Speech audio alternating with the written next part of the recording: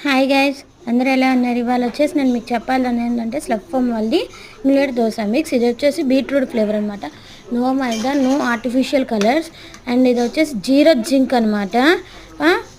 ఇది వచ్చేసి 2 మదర్స్ కలిపి చేస్తారు. ఇది ఎలా కలుపుకోవాలి ఏంటంటే మనం వచ్చేసి హాఫ్ ప్యాకెట్ వేసేసుకొని దాంట్లో 2 స్పూన్స్ ఆఫ్ కర్డ్ అండ్ సరిపడా వాటర్ వేసి మనం చక్కగా దోశలాగా వేసుకోవటమే.